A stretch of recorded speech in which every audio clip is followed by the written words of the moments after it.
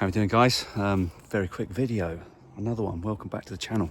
So today's video is going to be all about another amazing modification you can do to your SIBs. I'm going to show you the components that I've just built, and I'm going to let you guys guess what I am trying to achieve with these DIY components that I've just built. Let's turn you around.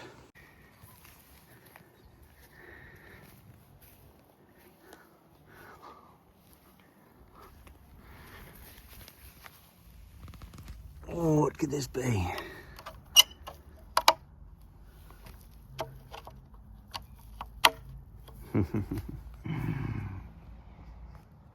So yeah, you probably guessed it by now.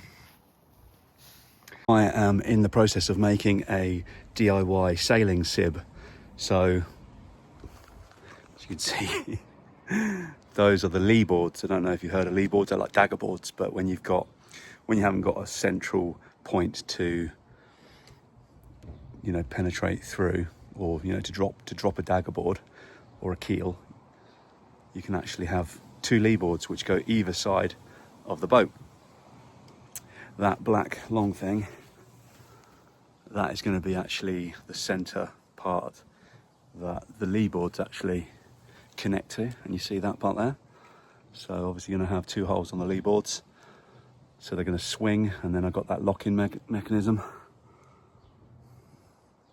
It's a pretty cool design. This over here, this is going to be the rudder. And guess what, guys? That's actually going to mount to an outboard.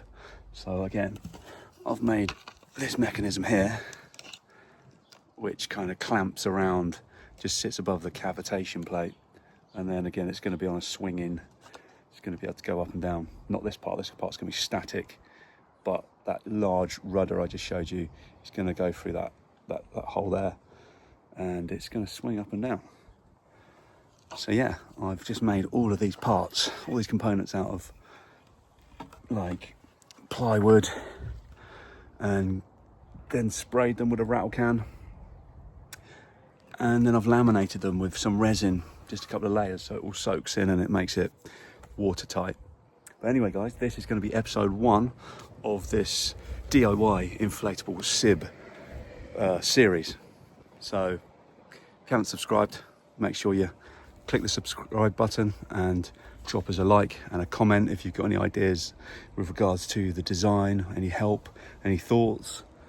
I've got a sail that I'm currently making, and I've figured out how that's going to be sat on the actual one of the front seat, the forward seat. Anyway, so yeah, video number 2 is going to be showing you actually all the components set up on the land, probably in my garden again, and I shall walk you around it and hopefully be able to lend a hand with regards to like templates if you want to build this yourself. But then also we need to do sea trials, so potentially we need to try it out before we start giving people templates and stuff. So that's absolutely that's imperative that we do the sea trials. Anyway, like I said, it's a bit of an experiment. I've always wanted to, I've had sailing boats in the past, but I just want one that I can fold up, put in the back of the van and be done with it. I don't want to have something in a marina. I don't want it on my drive. I just want something that's literally going to be pack up, put it in your van, forget about it for the whole of winter, etc. So yeah, if space is a bit of a issue for you guys, most people with SIBs, that's the whole reason they get a SIB, is because you haven't got a lot of space to put a boat, and also it's an entry into the boating world. So hopefully this design goes to plan, the build, and I shall check back with you on episode number 2. So see you then, guys. So leeboards are just drying in the sun. Just laminated them with a coat of resin. This is going to be the bar that's going to sit on top of where the mast meets the front seat of the boat. I don't know what we're going to call that area for now. There's probably a technical name, but that's going to just sit across. We're going to attach the leeboards each side, and they're going to be swinging, so you can have them up or down somehow. but I think they're about 125 centimeters. You need them to go nice and deep. I mean, a third of those are going to be above the water, so that much is going to be above the water. That's the one thing I learnt last time I done this. My leeboards weren't big enough, so I've gone a bit bigger this time. Anyway, this is what we're doing for the rudder at the moment. We're going to zip tie or mount that to there somehow. Shouldn't be too difficult. We could temporarily zip tie it. I was thinking of having it on there permanently, and this will still be able to spin, but for that to be realistic, I need to get that secured where it's not going to move, because as soon as that moves, you're not going to have a prop left. But that's my first concept rudder.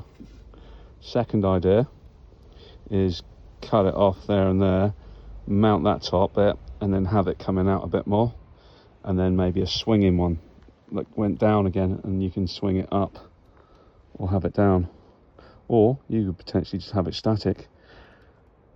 Who knows? I mean, the quick way to do it would be to have a static one that goes and then down like there. Mount it there, have another one of these this side, and then you can bolt that on. That'll be nice and tight then. Or I can go with this. This was my first idea. Kind of don't think it's going to be strong enough, really. Would be alright. It would be alright. Don't get me wrong, but it wouldn't be long term, I don't think. If you got strong wind and you're needing to steer your boat hard, that's going to probably wobble around too much. Albeit there is a nice little couple of holes there that would have been probably for one of those what's it called, you know, the thing that kind of goes rusty instead of the sacrificial part. What are they called? An anode. I believe an anode probably would have gone there, because there's not one on the other side. Otherwise I would have said it was for a whale tail or a fin or whatever you want to call it, hydrofoils, but it's definitely not for that. Definitely for an anode, so maybe I need to get an anode actually while we're at it. But anyway, inflatable sailing boat, here we come. It's coming along, boys, it's coming along.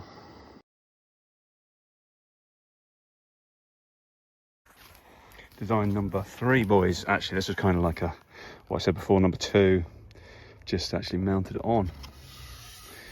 Now, I don't think that's going to be big enough for a rudder, so we're probably going to pop a little hole here and have something else that comes down. You can have it up or down. And I mean, to be honest with you, I think this will probably be enough. There's only one way to find out. I have to do some sea trials. But as you can see, you can actually have this on and the prop is not going to be hitting that at all. And it won't slide forward because we've got this little cout here, and it won't slide back because it's nice and tight in there. Simple design, got to keep things simple. So yeah, gonna paint that. Gonna paint it black. I mean, I should probably paint it white so that when you're looking underneath the water, you'll be able to see it a lot easier. But we haven't got any white paint, so we're gonna do this one black. It'll look nice and smart. Can't wait to get this on the water. I might just sand this so that it's a bit sharper, so that it goes through the water a bit quicker. Might make it go half a knot faster, but I doubt it. But yeah, going to get all this laminated, get it all painted up and laminated, and I would say that's not a bad little DIY rudder. Yeah, keep these things simple, guys. Simple engineering lasts longer. It's easier to fix if it breaks. But yeah, look at that, it's pretty straight. Tempted to just make that a little bit bigger. albeit, I mean, that is going to be probably the water line up to about there, because that is in line with, that's in line with the bottom of the boat, but the boat will probably sit in the water, especially at the back, up to about here, so that should all be in the water. But yeah, yeah, I don't know really. What do you think? Let us know in the comments. Do you reckon I should go a bit bigger, or get it on the sea and have a little play? But the thing is, once it's on the sea, if it's not steering, it's a long way to go to. It's a big session, if you know what I mean. It's going to take a while to rig it all up, get it on the water, and then for it not to steer very well, it's not ideal, is it? So what I'm going to do, I think, yeah, it's going to just take one little hole here, and exactly what we've done with these like little thumb wing nut things. We'll whack one on, and then, you know, it's there. If I don't need it, I can just take it off, and there'll just be a tiny little hole through there. So yeah, I think I've convinced myself what to do.